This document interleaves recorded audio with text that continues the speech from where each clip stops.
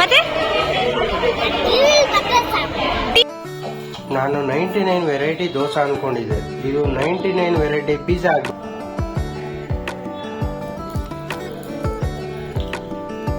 Super ಇದೆ. Business ಮಾಡಿ ಹಾಗೆ ಮಾಡ್ತಾರೆ. ತುಂಬಾನೇ ಚೆನ್ನಾಗಿರುತ್ತೆ. ತುಂಬಾನೇ ಇಷ್ಟ. Hi all, welcome back to my YouTube channel. Hope ಎಲ್ಲರೂ ಚೆನ್ನಾಗಿದ್ದೀರಾ ಅಂದ್ಕೊಂಡಿದ್ದೀನಿ. ನಾನು ಚೆನ್ನಾಗಿದ್ದೀನಿ. ಇವತ್ತಿನ ವಿಡಿಯೋ ಏನಪ್ಪ ಅಂತಂದರೆ, ನನ್ನ ಫ್ರೆಂಡ್ ಮಗಂದು ಬರ್ತ್ಡೇ ಇತ್ತು. ಇವಂದು ನನ್ನ ಹಸ್ಬೆಂಡ್ ಬರ್ತ್ಡೇ ಇತ್ತಲ್ಲ ಆವತ್ತಿನ ದಿನವೇ. ಬಟ್ ಇವಳೊಂದು 3 ಡೇಸ್ ಲೇಟಾಗಿ ಮಾಡಿದ್ಲು. ಏಕೆ ಅಂತ ಅಂದರೆ ಸಂಡೇ ಎಲ್ಲ ಇದ್ದರೆ ಎಲ್ಲರೂ ಬರ್ತಾರೆ, ಮತ್ತು ಅವಳಿಗೂ ರಜೆ ಇರುತ್ತೆ, ಫ್ರೀಯಾಗೂ ಇರುತ್ತೆ ಅಂತ ಅಂದ್ಬಿಟ್ಟು ಈ ಥರ ದೇವ್ರ ಸನ್ನಿಧಿಲಿ ಮಾಡೋದು ಬರ್ತ್ಡೇ ತುಂಬಾ ಚೆನ್ನಾಗಿರುತ್ತೆ ಅಂತ ನನಗೂ ಅನಿಸುತ್ತೆ. ಏಕೆ ಅಂತ ಅಂದರೆ ದೇವ್ರ ಸನ್ನಿಧಿಲಿ ಮಾಡ್ದಂಗೆ ಇರುತ್ತೆ. ಅದು ಫಸ್ಟ್ ಬರ್ತ್ಡೇ, ದೇವ್ರ ಆಶೀರ್ವಾದನೂ ಸಿಗುತ್ತೆ, ಮತ್ತು ಎಲ್ರಿಗೂ ಒಂಥರ ಖುಷಿ ಇರುತ್ತೆ. ಇದ್ರ ಜೊತೆಗೆ ಅವಳು ಸತ್ಯನಾರಾಯಣ ಪೂಜೆನೂ ಮಾಡಿಸಿದ್ಲು ಇದೇ ದೇವಸ್ಥಾನದಲ್ಲಿ. ಮತ್ತು ಹಾಗೆ ಬರ್ತ್ಡೇನೂ ಇಲ್ಲೇ ಇಟ್ಕೊಂಡಿದ್ಲು. ಅದಕ್ಕೆ ನಾವು ಇನ್ವೈಟ್ ಮಾಡಿದ್ಲಲ್ವ, ಅದಕ್ಕೋಸ್ಕರ ಬಂದ್ವಿ. ನನಗೆ one of the close best friend ಅಂತ ಹೇಳ್ಬೋದು ಇವಳು. ಅವಳು ಯಾವುದೇ ಫಂಕ್ಷನ್ ಮಾಡಿದರೂ ನನ್ನ ಇನ್ವೈಟ್ ಮಾಡೇ ಮಾಡ್ತಾಳೆ. ನಮ್ಮ ಮನೇಲಿ ಯಾವುದೇ ಫಂಕ್ಷನ್ ಮಾಡಿದರೂ ನಾನು ಇನ್ವೈಟ್ ಮಾಡ್ತೀನಿ. ಅದಕ್ಕೋಸ್ಕರ ಬಂದ್ವಿ. ನಾವು ಬರೋ ಅಷ್ಟರಲ್ಲಿ ಸತ್ಯನಾರಾಯಣ ಪೂಜೆ ಮುಗ್ದೋಗ್ಬಿಟ್ಟಿತ್ತು. ಬೇಗ ಇರುತ್ತಲ್ವ ಅದು ಆಲ್ಮೋಸ್ಟು ಯಾವಾಗೂ. ನಾವು ಸಂಡೇ ಬೇರೆ ಇತ್ತಲ್ವ, ರೆಸ್ಟ್ ಎಲ್ಲ ಮಾಡಿ ಹೋಗೋಷ್ಟರಲ್ಲೇ ಒಂದು 11:30 12 ಆಗಿಬಿಟ್ಟಿತ್ತು. ಅಷ್ಟರಲ್ಲಿ ಸತ್ಯನಾರಾಯಣ ಪೂಜೆ ಮುಗ್ದಿತ್ತು. ನಾವು ಸರಿ ಇನ್ನೇನು ಬರ್ತಡೇ ಅಲ್ವಾ ಅಂತ ಅಂದ್ಬಿಟ್ಟು ಬರ್ತಡೇಗೆ ಆ್ಯಕ್ಚುಲಿ ನಾವು ಹೋಗ್ಬೇಕಂತ ಅಂದ್ಕೊಂಡಿದ್ದು. ಹಂಗೆ ದೇವ್ರ ದರ್ಶನ ಎಲ್ಲ ಮಾಡಿಕೊಂಡು ಬರ್ತಡೇ ಕಡೆ ಬಂದ್ವಿ. ಅಷ್ಟರಲ್ಲಿ ಇವರು ಬರ್ತಡೇಗೆ ಕೇಕ್ ಕಟ್ ಮಾಡೋಕ್ಕೆ ಅಂತ ರೆಡಿ ಮಾಡ್ತಿದ್ರು. ನನ್ನ ಮಗ ಅಂತೂ ಕೇಕ್ ಮೇಲೇ ಕಣ್ಣು, ಅವನಿಗಂತೂ ಆ ಕೇಕ್ನೇ ಬಿಡೋಂಗಿಲ್ಲ. ಕೇಕ್ ಕಟ್ ಮಾಡೋಕ್ಕೆ ಅಂತ ಅಂದ್ಬಿಟ್ಟು ಎಲ್ಲರೂ ಕೇಕ್ ಕಟ್ ಮಾಡಿ ಒಬ್ಬೊಬ್ಬರೇ ಬಂದುಬಿಟ್ಟು ಫೋಟೋ ಎಲ್ಲ ತೆಗೆಸ್ಕೊತಿದ್ರು. ನಾವು ಇನ್ನೇನು ಹೋಗೋಣ ಊಟ ಎಲ್ಲ ಮಾಡಿಕೊಂಡು ಅಂತ ಅಂದ್ಬಿಟ್ಟು ಬಂದ್ವಿ. ಅಷ್ಟರಲ್ಲಿ ನಾವು ಫೋಟೋ ಎಲ್ಲ ಇಡ್ಸ್ಕೊಂಡು ಹೋಗೋಣ ಅಂತ ಅಂದ್ಬಿಟ್ಟು ನನಗೆ ಇಲ್ಲಿ ಯಾವಾಗ ಹೋದ್ರೂ ನನ್ನ ಫ್ರೆಂಡ್ ಒಂಥರ ಗುಡ್ ಫೀಲ್ ಕೊಡ್ತಾಳೆ. ಅವಳು ನಾಮಕರಣ ಎಲ್ಲ ಮಾಡಿರಲಿಲ್ಲ, ಜಸ್ಟ್ ಹೆಸ್ರಷ್ಟೇ ಇಟ್ಕೊಂಡಿದ್ಲು. ಫಸ್ಟ್ ಬರ್ತ್ಡೇನ ಗ್ರ್ಯಾಂಡಾಗಿ ಮಾಡೋಣ ಅಂತ ಅಂದ್ಬಿಟ್ಟು. ನೀವು ನೋಡ್ತಿದ್ರಲ್ವ ಡೆಕೋರೇಷನ್ ಎಷ್ಟು ಸಿಂಪಲ್ಲಾಗಿದೆ ಅಂತ ಅಂದ್ಬಿಟ್ಟು. ನಿಮಗೇನಾದರೂ ಈ ಥರ ಡೆಕೋರೇಷನ್ ಇಷ್ಟ ಆಯಿತು, ಹೊರಗಡೆ ಎಲ್ಲರೂ ಮಾಡಿಸ್ತಿದ್ದೀವಿ ಅಂತ ಅಂದರೆ ನನಗೆ ಕಮೆಂಟ್ ಮಾಡಿ ತಿಳಿಸಿ ಎಷ್ಟಾಯಿತು ಏನು ಎತ್ತ. ನಿಮಗೇನಾದರೂ ಯೂಸ್ ಆಗುತ್ತೆ ಅಂದರೆ ನೆಕ್ಸ್ಟ್ ವೀಡಿಯೋದಲ್ಲಿ ಅವ್ರ ಜೊತೆ ಒಂದು ವಿಡಿಯೋ ಮಾಡಿ ನಾನು ನಿಮಗೆ ಶೇರ್ ಮಾಡ್ತೀನಿ. ಇಲ್ಲಾಂದರೆ ಇನ್ಫಾರ್ಮೇಷನ್ ಕಲೆಕ್ಟ್ ಮಾಡಿ ಆದ್ರೂ ನಿಮಗೆ ಶೇರ್ ಮಾಡ್ತೀನಿ. ಅವಳ ಮಗನಿಗೆ ದೊರೇಂದ್ರ ಅಂತ ಹೆಸರಿಟ್ಟಿದ್ದಾಳೆ. ಇವಳ ಹೆಸರು ಕಾವ್ಯ ಅಂತ ಅಂದ್ಬಿಟ್ಟು ನನ್ನ ಕ್ಲೋಸ್ ಫ್ರೆಂಡ್ ಅಂತ ಹೇಳಿದ್ನಲ್ಲ. ಮತ್ತು ಅವಳಿಗೆ 2 ಮಕ್ಕಳು, ಒಂದು ಹುಡುಗಿ ಒಂದು ಹುಡುಗ. ಹುಡುಗಿಗೆ ಕವನ ಅಂತ ಹೆಸರಿಟ್ಟಿದ್ದಾಳೆ, ಹುಡುಗನಿಗೆ ದೊರೇಂದ್ರ ಅಂತ ಹೆಸರಿಟ್ಟಿದ್ದಾಳೆ.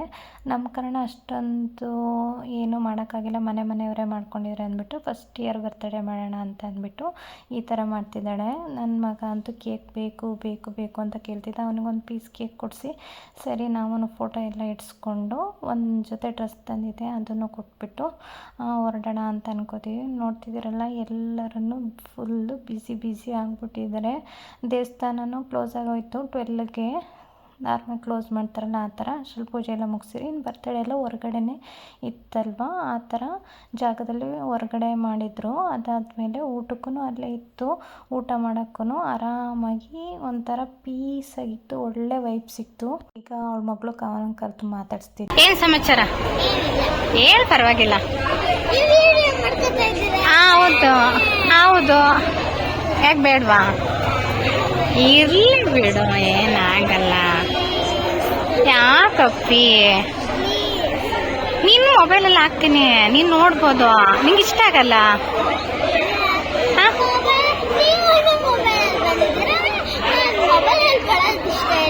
ಮತ್ತೆ ಟಿವಿಲೂ ಹಾಕೊಂಡು ನೋಡ್ಬೋದು. ನಿನ್ನ ಗೊತ್ತಿಲ್ಲ ನಿಂಗೆ? ನಿಮ್ಮಮ್ಮ ಟಿವಿಲಿ ಹಾಕೊಟ್ಟಿಲ್ಲ? ಕೆಲ್ಸಕ್ಕೆ ಹೋದ್ರೆ ರಾತ್ರಿ ಬರ್ತಾಳಲ್ಲ.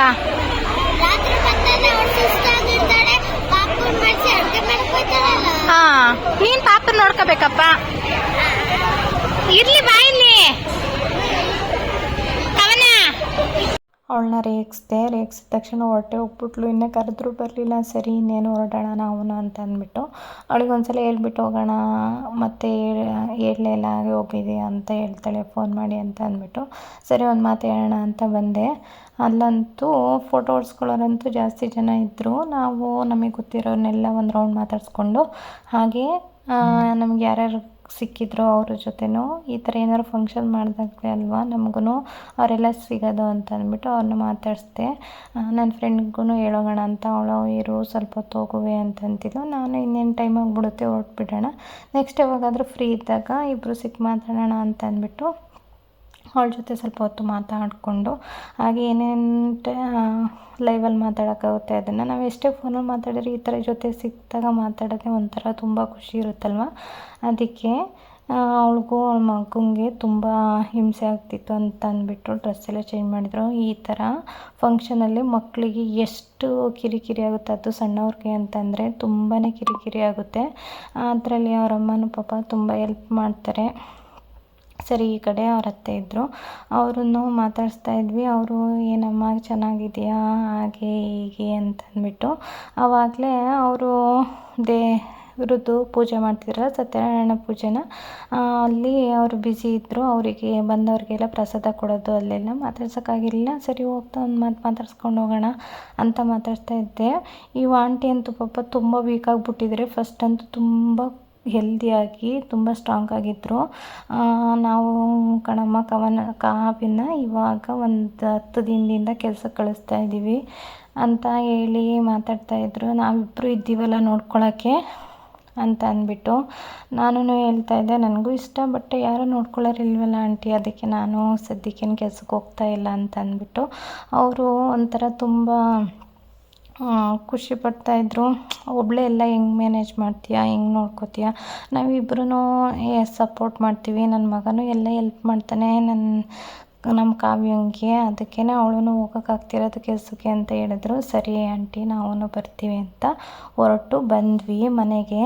ನನಗೇನಂತ ಅನಿಸುತ್ತೆ ಅಂದರೆ ಕೆಲವೊಬ್ಬರು ನನಗೆ ಹೇಳ್ತಾರೆ ಕೆಲಸಕ್ಕೆ ಹೋಗು ಹಾಗೆ ಫುಲ್ ಟೈಮ್ ಕೆಲಸ ಮಾಡು ಅಂತ ಅಂದ್ಬಿಟ್ಟು. ನನಗೆ ನಾವು ಎಜುಕೇಟೆಡ್ ಆಗಿ ನಮಗೆ ಯಾವುದಕ್ಕೆ ತುಂಬ ಪ್ರಿಫರ್ ಮಾಡಬೇಕು, ಯಾವುದು ಪ್ರಿಫರ್ ಮಾಡಬಾರ್ದು ಅಂತ ನಾವು ಸ್ವಲ್ಪ ಯೋಚನೆ ಮಾಡಬೇಕು. ನಾನು ಅದೇ ಥರ ನನಗೆ ದುಡ್ಡಿಗಿಂತ ನನ್ನ ಮಗಂದು ಲೈಫೇ ನನಗೆ ತುಂಬ ಇಂಪಾರ್ಟೆಂಟು. ಏಕೆ ಅಂತಂದರೆ ನನಗೆ ನನ್ನ ಪೇರೆಂಟ್ಸು ಅಷ್ಟೊಂದು ಒತ್ತು ಕೊಟ್ಟು ನೋಡ್ಕೊಳಕ್ಕಾಗಿಲ್ಲ, ಬಟ್ ನನಗೆ ಚಾಯ್ಸ್ ಇದೆ ಆ ಥರ. ಯಾವ ಥರ ಅಂತಂದರೆ ನನಗೆ ನನ್ನ ಮಗನ್ನೇ ನೋಡ್ಕೋಬೋದು ಆರಾಮಾಗಿ, ನಮಗೆ ಲೈಫ್ ಲೀಡ್ ಮಾಡೋಕ್ಕೇನೂ ಸಮಸ್ಯೆ ಇಲ್ಲ ಅಂತಂದಾಗ ನಾನು ನನ್ನ ಮಗನಿಗೆ ತುಂಬ ಒತ್ತು ಕೊಡ್ತೀನಿ. ಏಕೆ ಅಂತಂದರೆ ಚಿಕ್ಕ ಮಕ್ಕಳನ್ನ ನಾವು ಯಾರ ಹತ್ರನೂ ಬಿಟ್ಟು ಹೋಗಿ ಅಷ್ಟೊಂದು ಕೆಲಸ ಮಾಡಬೇಕು ಅನ್ನೋ ಅವಶ್ಯಕತೆ ನನಗಿಲ್ಲ. ಅವನು ಸ್ವಲ್ಪ ದೊಡ್ಡವನಾಗೋವರೆಗೂ ಅವನನ್ನು ನೋಡಿಕೊಂಡ್ರೆ ಆಮೇಲೆ ಅವನು ಸ್ವಲ್ಪ ದೊಡ್ಡವನಾದ್ಮೇಲೆ ನಾನು ಆರಾಮಾಗಿ ಕೆಲ್ಸಕ್ಕೆ ಹೋಗ್ಬೋದು. ಆವಾಗ ನಾನು ನೋಡ್ಕೋಬೇಕು ಅಂತ ಅಂದ್ರೂ ಅವನಿಗೆ ನನ್ನ ಅವಶ್ಯಕತೆ ಇರಲ್ಲ. ಇವಾಗ ಅವನಿಗೆ ನನ್ನ ಅವಶ್ಯಕತೆ ಇರೋದ್ರಿಂದ ನಾನು ಅವನಿಗೆ ಟೈಮ್ ಕೊಡಲೇಬೇಕಾಗುತ್ತೆ. ನನಗೆ ಬೇರೆಯವರೆಲ್ಲ ಹೇಳ್ತಾರೆ ಕೆಲವೊಬ್ಬರು ಫುಲ್ ಟೈಮ್ ಕೆಲಸ ಮಾಡು ಅಂತ, ಕೆಲವೊಬ್ರು ಹೇಳ್ತಾರೆ ಮಗುನ ನೋಡ್ಕೊ ಅಂತ. ಬಟ್ ನನಗೆ ಯಾವ್ದು ಚಾಯ್ಸ್ ಇರುತ್ತೆ, ನಾನು ಯಾವ್ದು ಯೋಚನೆ ಮಾಡಿ ಡಿಸಿಷನ್ ಮಾಡ್ತೀನಿ ಅದನ್ನೇ ಮಾಡೋದು ನಾನು. ಯಾರೋ ಏನೋ ಹೇಳ್ತಾರೆ ಅಂದ್ಬಿಟ್ಟು ನಾನು ಅದನ್ನು ಫಾಲೋ ಮಾಡೋಕ್ಕೆ ಹೋಗಲ್ಲ. ಇವಾಗ ನಾನು ಹಾಗೆ ಬಂದು ಸ್ವಲ್ಪ ಮಧ್ಯಾಹ್ನ ಊಟ ಮಾಡಿದ್ವಲ್ವ, ರಾತ್ರಿಗೆ ಏನಾದರೂ ಸ್ವಲ್ಪ ಮಾಡ್ಕೊಳ್ಳೋಣ ಅಂತ ಅಂದ್ಬಿಟ್ಟು ಅಡುಗೆ ಮಾಡ್ಕೋತಾ ಇದ್ದೀನಿ.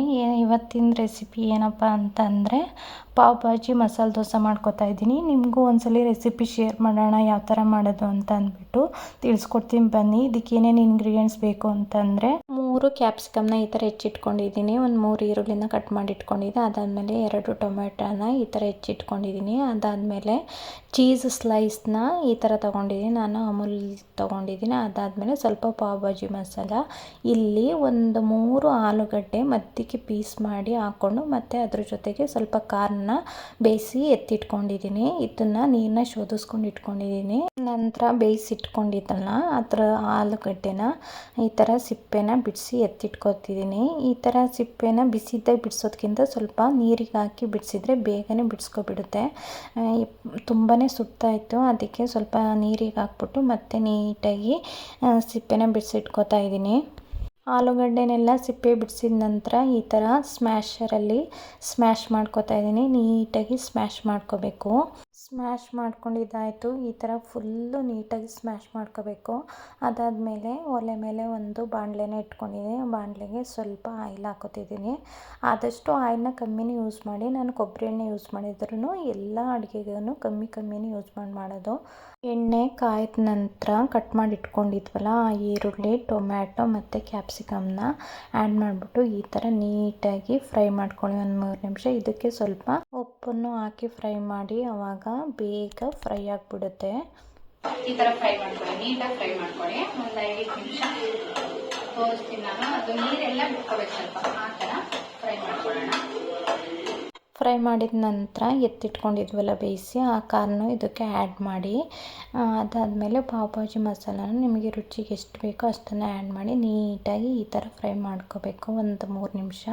ಅದಾದಮೇಲೆ ಸ್ಮ್ಯಾಶ್ ಮಾಡಿ ಎತ್ತಿಟ್ಕೊಂಡಿದ್ವಲ್ಲ ಆ ಆಲೂಗಡ್ಡೆನ ಆ್ಯಡ್ ಮಾಡಿಬಿಟ್ಟು ಈ ಥರ ನೀಟಾಗಿ ಮಿಕ್ಸ್ ಮಾಡ್ಕೊಳ್ಳಿ. ಸ್ವಲ್ಪ ಎಕ್ಸ್ಟ್ರಾ ಕಾರ್ನ್ ಇತ್ತು ಅದನ್ನು ಆ್ಯಡ್ ಮಾಡಿ ಮಿಕ್ಸ್ ಮಾಡ್ತಿದ್ದೀನಿ. ಈ ಥರ ನೀಟಾಗಿ ಮಿಕ್ಸ್ ಮಾಡಿಕೊಂಡು ಒಂದು 5 ನಿಮಿಷ ನೀಟಾಗಿ ಮಿಕ್ಸ್ ಮಾಡ್ಕೊಂಡು ತೋರಿಸ್ತಿದ್ನಲ್ಲ, ಇವಾಗ ಈ ಪಾವ್ ಭಾಜಿ ಮಸಾಲ ರೆಡಿ ಆಯಿತು. ಇವಾಗ ನಾನು ದೋಸೆನ ಹಾಕ್ಕೊಂಡು ಯಾವ ಥರ ಪಾವ್ ಭಾಜಿ ಮಸಾಲೆ ದೋಸೆ ಮಾಡೋದು ಅಂತ ತೋರಿಸ್ತೀನಿ. ನಾನು ಹತ್ರ ಆಲ್ರೆಡಿ ಬ್ಯಾಟರ್ ರೆಡಿ ಇದೆ. ನಿಮ್ಗೆ ಇನ್ ಕೇಸ್ ಬ್ಯಾಟರ್ ಯಾವ ಥರ ಮಾಡಬೇಕು ಅಂತಂದರೆ ನಾನು ಓಲ್ಡ್ ವೀಡಿಯೋದಲ್ಲಿ ಶೇರ್ ಮಾಡಿದ್ದೀನಿ, ಬ್ಯಾಟರ್ ಯಾವ ಥರ ಮಾಡ್ಕೊಳ್ಳೋದು ಅಂತ ಅಂದ್ಬಿಟ್ಟು ಆ ವಿಡಿಯೋನ ನೋಡ್ಕೊಂಡು ಬನ್ನಿ. ನೀವು ಯಾವುದೇ ದೋಸೆ ಮಾಡೋಕ್ಕೂ ಕನ್ಸಿಸ್ಟೆನ್ಸಿ ಈ ಥರ ಇರಬೇಕು. ನಾನು ತೋರಿಸ್ತಿದ್ನಲ್ವ ಈ ಥರ ಇದ್ದಾಗ ದೋಸೆ, ಇಡ್ಲಿ, ಪಡ್ಡು ಎಲ್ಲದಕ್ಕೂ ನಾನು ಒಂದೇ ಥರ ಬ್ಯಾಟರ್ ಮಾಡೋದು. ಇಡ್ಲಿಗೆ ಬೇರೆ, ದೋಸೆಗೆ ಬೇರೆ, ಪಡ್ಡುಗೆ ಬೇರೆ ಆ ಥರ ಮಾಡಲ್ಲ. ಫಸ್ಟಿಗೆ ನೋಡಿ ನಾನು 1.5 ಸೌಟಷ್ಟು ಹಿಟ್ಟನ್ನ ಈ ಥರ ಹಾಕೋತಾ ಇದ್ದೀನಿ. 1.5 ಸೌಟ್ ಹಾಕ್ಕೊಳ್ಳೋ ಬದಲು 3 ಸೌಟ್ ಹಾಕೋಬಿಟ್ಟಿದ್ದೀನಿ. ಈ ದೋಸೆ ಹೋಗಿ ಪಿಜ್ಜಾ ಆಗಿಬಿಟ್ಟಿದೆ. ನಮ್ಮ ಮನೆಯವ್ರು ನೋಡಿ ಯಾವ ಥರ ಹೇಳ್ತಾರೆ ಅಂತ ಅಂದ್ಬಿಟ್ಟು, ನಮ್ಮ ಮನೆಯವ್ರು ಸ್ವಲ್ಪ ಜಾಸ್ತಿ ಇರಬೇಕು ಅಂತ ಅಂದ್ಬಿಟ್ಟು ಟೊಮೆಟೊ, ಈರುಳ್ಳಿ, ಆಲೂಗಡ್ಡೆ, ಚೀಸು ಮತ್ತು ಕಾರ್ನು ಸ್ವಲ್ಪ ಎಕ್ಸ್ಟ್ರಾನು ಹಾಕ್ತಾಯಿದ್ದೀನಿ. ಅವ್ರಿಗೆ ಸ್ವಲ್ಪ ಜಾಸ್ತಿ ಇರಬೇಕಂತ ಅಂದ್ಬಿಟ್ಟು ಅದನ್ನೆಲ್ಲನೂ ಮೇಲ್ಗಡೆ ಈ ಥರ ಹಾಕೋತಿದ್ದೀನಿ. ನೀವು ಆಲ್ರೆಡಿ ಮಸಾಲ ರೆಡಿ ಮಾಡ್ಕೊಂಡಿದ್ದೀರಲ್ಲ ಅಷ್ಟೇ ಸಾಕು. ಬಟ್ ಅವ್ರಿಗೆ ಸ್ವಲ್ಪ ಎಲ್ಲ ಬಾಯಿಗೆ ಸಿಕ್ತಿರಬೇಕು ಅಂತ ಅಂದ್ಬಿಟ್ಟು ಇದು ನಂದು ಅವರಿಗೆ ಅಂತ ಅಂದ್ಬಿಟ್ಟು ಎಕ್ಸ್ಟ್ರಾ ಹಾಕ್ತಿದ್ದೀನಿ. ನಂತರ ಪಾವ್ ಭಾಜಿ ಮಸಾಲನ ರೆಡಿ ಮಾಡ್ಕೊಂಡಿದ್ದೀನಲ್ಲ ಅದನ್ನು ಇದ್ರ ಮೇಲೆ ಈ ಥರ ನೀಟಾಗಿ ಸ್ಪ್ರೆಡ್ ಮಾಡ್ಕೊಳ್ಳಿ. ಪಾವ್ ಭಾಜಿ ಮಸಾಲಾನ ದೋಸೆಗೆ ಸ್ವಲ್ಪ ತಿಕ್ಕಾಗಿ ಮಾಡ್ಕೋಬೇಕು. ನೀವು ಪಾವ್ ಭಾಜಿ ತಿನ್ನೋದಿದ್ದರೆ ಇದನ್ನು ಸ್ವಲ್ಪ ನೀರು ಹಾಕ್ಬಿಟ್ಟು ತೆಳ್ಳಗೆ ಮಾಡ್ಕೊಂಡ್ರೆ ಆಗುತ್ತೆ. ಬಟ್ ದೋಸೆ ಮೇಲೆ ನಿಲ್ಲಬೇಕಲ್ವ, ಅದಕ್ಕೆ ಈ ಥರ ತಿಕ್ಕಾಗಿ ಹಾಕೋತಾ ಇದ್ದೀನಿ. ಈ ಥರ ಮೇಲ್ಗಡೆ ನೀಟಾಗಿ ಫುಲ್ಲು ದೋಸೆಗೆಲ್ಲ ಸ್ಪ್ರೆಡ್ ಮಾಡಿಕೊಂಡು, ಅಥವಾ ಸ್ಮ್ಯಾಶರ್ ಇರುತ್ತಲ್ಲ ಅದರಲ್ಲಾದ್ರೂ ಈ ಥರ ಸ್ವಲ್ಪ ನೀಟಾಗಿ ಒತ್ತಿ ಮಾಡ್ಕೊಳ್ಳಿ. ನೋಡಿ ಮಾಡ್ಕೋಬೇಕು ನೀವು. ಇನ್ ಕೇಸ್ ತುಂಬ ಮಾಡಿಬಿಟ್ರೆ ದೋಸೆ ಕಿತ್ತೋಗ್ಬಿಡುತ್ತೆ. ನೋಡಿ ಈ ಥರ ಸ್ಪ್ರೆಡ್ ಮಾಡ್ಕೊಳ್ಳಿ. ಅದಕ್ಕೆ ಸ್ವಲ್ಪ ಆಯಿಲ್ನ ಆ್ಯಡ್ ಮಾಡಿಬಿಟ್ಟು ಬೇಯಿಸ್ಕೋಬೇಕು. ನೀವು ಲಿಡ್ನ ಬೇಕಾದರೆ ಕ್ಲೋಸ್ ಮಾಡಿ ಬೇಯಿಸ್ಕೊಳ್ಳಿ. ನಾನು ಸ್ವಲ್ಪ ಬೇಗ ಆಗಲಿ ಅಂತ ಅಂದ್ಬಿಟ್ಟು ಲಿಡ್ನ ಕ್ಲೋಸ್ ಮಾಡಿ 1-3 ನಿಮಿಷ ಬೇಯಿಸ್ತಾ ಇದ್ದೀನಿ. ನೀಟಾಗಿ ಬೇಯಿಸ್ಕೋಬೇಕು, ಆವಾಗ ದೋಸೆ ತುಂಬ ಚೆನ್ನಾಗಿರುತ್ತೆ ತಿನ್ನೋಕ್ಕೆ. ಒಂದೇ ಕಡೆ ಬೇಯಿಸ್ಬೇಕು. ಬೆಂದಿದೆಯಾ ಅಂತ ಚೆಕ್ ಮಾಡ್ತಿದ್ದೀನಿ. ನಮ್ಮ ಮನೆಯವ್ರು ಅಷ್ಟರಲ್ಲಿ ಬಂದು ನೋಡ್ತಿದ್ದಾರೆ ಯಾವ ಥರ ಆಗಿದೆ ಅಂತ ಅಂದ್ಬಿಟ್ಟು. ನನಗೆ ಚೆನ್ನಾಗಿದೆ ಅಂತ ಅನ್ನಿಸ್ತು. ಅವ್ರು ಏನು ಹೇಳ್ತಾರೆ ಬನ್ನಿ ನೋಡೋಣ. ನಾನು 99 ವೆರೈಟಿ ದೋಸೆ ಅಂದ್ಕೊಂಡಿದ್ದೆ, ಇದು 99 ವೆರೈಟಿ ಪಿಜ್ಜಾ ಆಗಿಬಿಟ್ಟಿದೆ. ನೋಡಿ ನೀವೇ ಒಂದ್ಸರಿ ಝೂಮ್ ಹಾಕಿ ನೋಡಿ ಎಷ್ಟು ದಪ್ಪ ಆಗಿದೆ dosa. This is not dosa, this is only pizza. Okay okay, serve ಮಾಡಿ. ಇದನ್ನು ಸರ್ವ್ ಮಾಡಬೇಕಾಗಿದೆ. ನೋಡಿ ಇದು ಎಷ್ಟು ದಪ್ಪ ಇದೆ ನೋಡಿ. ನನ್ನ ಲೈಫಲ್ಲೇ ಇಷ್ಟು ದಪ್ಪ ಆನೇನು ದೋಸೆನೇ ತಿಂದಿರಲಿಲ್ಲ ನಾನು. 99 ವೆರೈಟಿ ದೋಸೆ ಅಂತ ಅದು ಇಷ್ಟ. ನೆಕ್ಸ್ಟ್ ಮಾಡ್ತೀನಿ ನೋಡು ಹೆಂಗಿರುತ್ತೆ ನೋಡೋಣ. ಫಸ್ಟಿಗೆ ಹಾಕಿದ್ದು 1.5 ಸೌಟ್ ಹಾಕತ್ರ 3 ಸೌಟ್ ಹಾಕ್ಬಿಟ್ಟು ದಪ್ಪ ಮಾಡಿಬಿಟ್ಟಿದ್ದೆ. ಇವಾಗ ಪರ್ಫೆಕ್ಟಾಗಿ ಯಾವ ಥರ ಪಾವ್ ಭಾಜಿ ಮಸಾಲೆ ದೋಸೆ ಮಾಡೋದು ಅಂತ ತೋರಿಸ್ತೀನಿ ನೋಡಿ. 1ರಿಂದ 1.5 ಸೌಟಷ್ಟು ಹಿಟ್ಟನ್ನ ಹಾಕ್ಕೊಳ್ಳಿ. ಹಿಟ್ಟು ಹಾಕೊಂಡ್ಮೇಲೆ ಪಾವ್ ಭಾಜಿ ಮಸಾಲ ಇರುತ್ತಲ್ಲ ಅದನ್ನು ದೋಸೆ ಪೂರ್ತಿ ಸ್ಪ್ರೆಡ್ ಮಾಡ್ಕೊಳ್ಳಿ. ಸ್ಪ್ರೆಡ್ ಮಾಡ್ಕೊಂಡಿದ ನಂತರ 1-2 ನಿಮಿಷ ಆದಮೇಲೆ ಚೀಸ್ನ ಈ ಥರ ಮೇಲೆ ಸ್ಲೈಸ್ನ ಈ ಥರ ತುರ್ಕೋಬೇಕು ನೀವು. ಆವಾಗ ದೋಸೆ ತುಂಬಾ ಚೆನ್ನಾಗಿರುತ್ತೆ ಈ ಚೀಸ್ ಹಾಕೋದ್ರಿಂದ. ನೀವೇನಾದ್ರು ಚೀಸ್ ಹಾಕಿಲ್ಲ ಅಂದರೆ ಅಷ್ಟೊಂದು ಗುಡ್ ಫ್ಲೇವರ್ ಸಿಗೋದಿಲ್ಲ. ಚೀಸ್ ಹಾಕಿ ಆವಾಗ ತುಂಬಾ ಚೆನ್ನಾಗಿರುತ್ತೆ. ಈ ಥರ ಒಂದು ಸೈಡು ನೀಟಾಗಿ ಬೇಯಿಸ್ಕೊಂಡು ನಾನು ಇದಕ್ಕೆ ಸರ್ವ್ ಮಾಡ್ಕೊಡ್ತೀನಿ. ನಮ್ಮ ಮನೆಯವ್ರಿಗೆ ಚಟ್ನಿ ಜೊತೆ ಏನು ಹೇಳ್ತಾರೆ ನೋಡೋಣ ಬನ್ನಿ. ನಮ್ಮ ಮನೆಯವರಿಗೆ ಅಡುಗೆ ಅಂತೂ ಫುಲ್ ಪರ್ಫೆಕ್ಟಾಗಿರಬೇಕು. ಸ್ವಲ್ಪ ಚೆನ್ನಾಗಿಲ್ಲ ಅಂತಂದ್ರೂ ಆವಾಗಲೇ ನೋಡಿದ್ರಲ್ವ 99 ವೆರೈಟಿ ಪಿಜ್ಜಾ ಆಗಿದೆ ಅಂತ ಹೇಳ್ತಿದ್ದಾರೆ. ದೋಸೆನ ಪಿಜ್ಜಾ ಅಂತ ಹೇಳ್ತಿದ್ದಾರೆ. ಇವಾಗ ಟೇಸ್ಟ್ ನೋಡ್ತಿದ್ದಾರೆ. ಎಷ್ಟೊತ್ತಿಂದ ನೋಡ್ತಿದ್ದಾರೆ, ಆಲ್ಮೋಸ್ಟ್ 2 ಮಿನಿಟ್ಸಿಂದ ನೋಡ್ತಿದ್ದಾರೆ. ಏನು ಹೇಳ್ತಾರೆ ನೋಡೋಣ.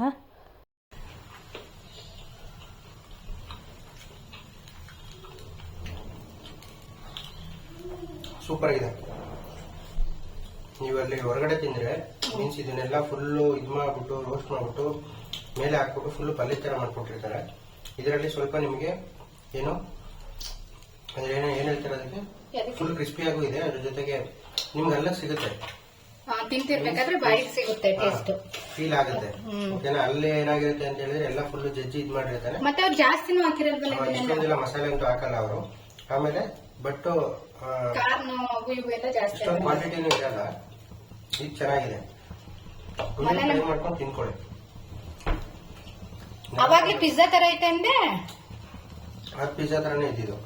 ಇವಾಗ ಮಸಾಲೆ ಚೆನ್ನಾಗಿತ್ತು, ದೋಸೆ ದಪ್ಪ ಇತ್ತು. ಇದು ದೋಸೆ ಕ್ರಿಸ್ಪಿಯಾಗಿ ಎಷ್ಟಿದೆ. ಚೆನ್ನಾಗಿದ್ಯಾ? ಚೆನ್ನಾಗಿದೆ, ಇಷ್ಟ ಆಯ್ತು. ತಿಂದು ನೋಡ್ಬೇಕು.